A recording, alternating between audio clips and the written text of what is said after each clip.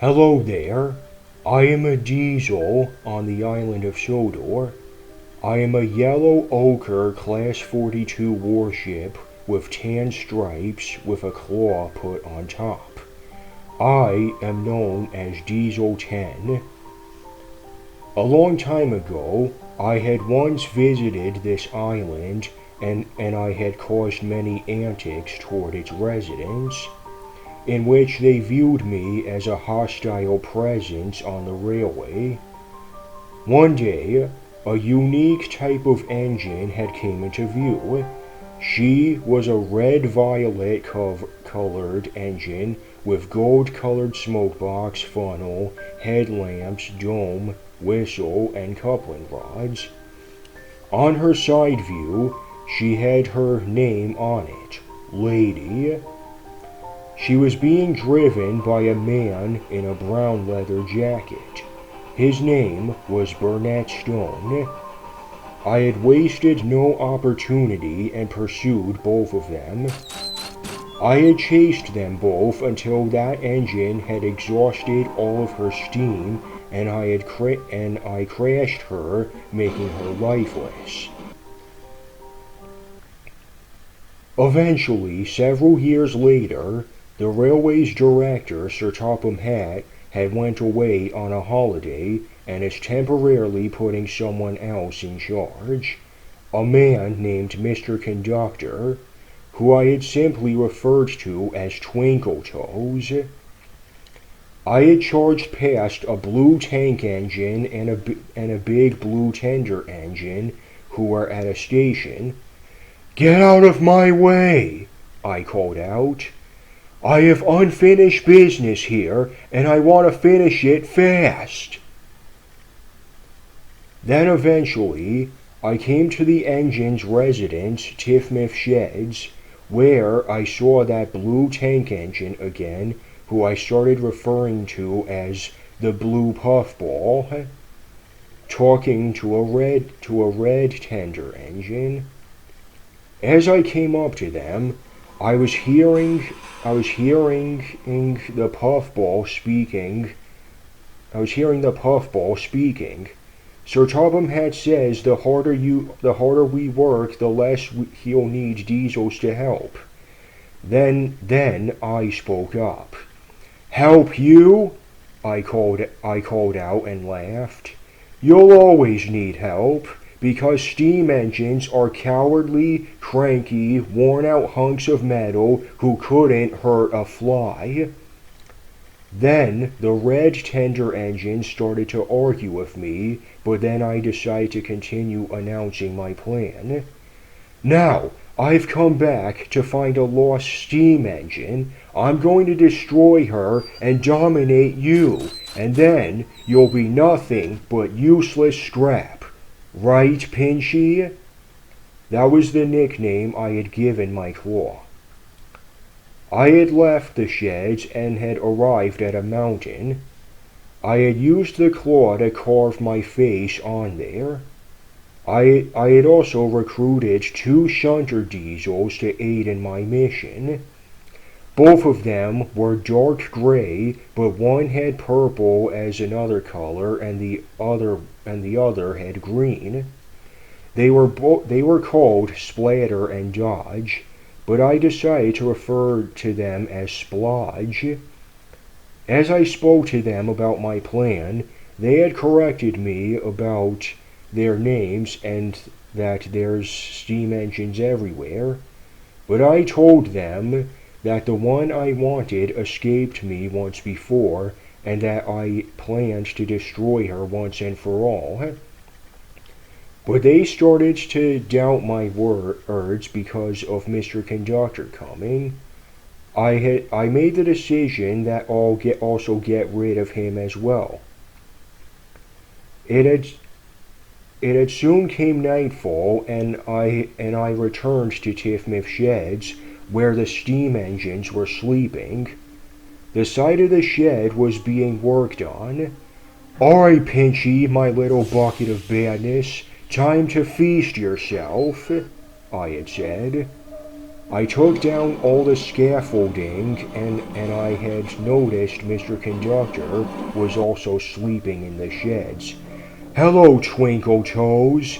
I got a plan, and you're not in it." He then decided to challenge me. "You can't catch me, Diesel," he had said. He tried to teleport away with his sparkle, but it had failed. "Losing your sparkle, huh? What perfect timing. Now where's that lost engine?" I demanded. "You won't find her here," he had said. "You're not clever enough to stop me," I continued. But he continued to challenge me, and then he threatened to pour a bag of sugar down my tank. Then I left the sheds, promising that Mr. Conductor won't like the next day. Another night had came, and I decided to eavesdrop on the blue puffball and little green engine's conversation.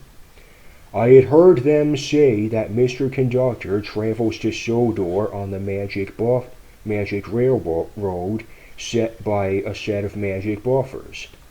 I then left and met up with my lackeys at the ironworks.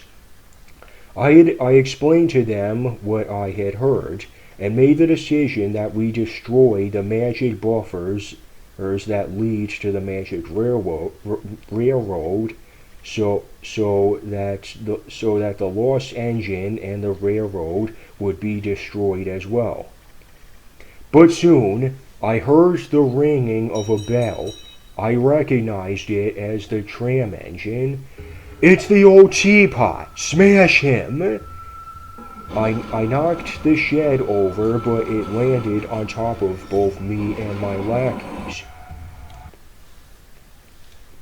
The next morning, I had found Mr. Conductor walking on his own. "Hello, Twinkle Toes, remember me?" He then started to run away from me and went on a small hill, but then I noticed he didn't bring the bag of sugar.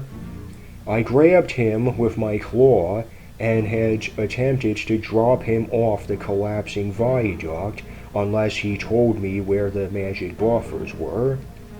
I gave him 10 seconds to give an answer, but before I knew it, he cut one of the cables on my claw, which forced me to throw him in the air. A while later, I was at the coin plant with my 2 lackeys, and they mocked me about how I purposely let Mr. Conductor escape, and I decided to teach them a lesson on how to stop being stupid, but I ended up getting coal all over myself. At another moment, I felt something land on me. It was Mr. Conductor's cousin, who I refer to as Twinkle Toes Jr. "You won't be doing any surfing around here, Mr. Kahuna," I said as an insult. I then brought him to the smelter's yard where the red tender engine was at. I moved myself forward to push both of them into the smelting pot. But then Twinkle Toes Jr. had some more gold dust, and both him and the engine vanished before my eyes. Then came that very moment. I had spotted the blue puffball with the revived lost engine. I rallied my lackeys to help bring both of those engines to their ends, but then they betrayed me, and so I pursued them along with Burnett Stone, all on my own. As I gave chase to both engines and Burnett Stone, they managed to accelerate further from me, proving them too fast for me. Now had came the fateful part.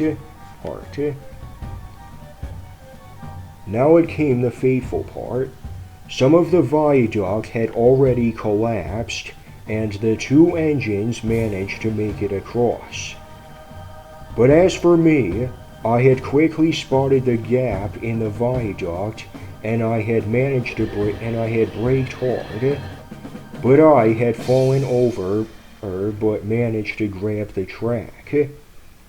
As I was holding on for dear life, I spoke the nicknames I gave the engines. Puffball! Teapot! Tin kettle! As I said the last part, I went falling from the track. Soon enough, I found myself in a barge filled with sludge. Oh well, nice time of year for a cruise, I had said. Very soon, Sir Topham Hatt returned from his holiday, and he had sent me away in disgrace. Eventually, here I am on the island once more. I had been given another chance, and I am spending my days with other diesels on the island, and now we have a home just for ourselves, the Vickerstown Diesel Works.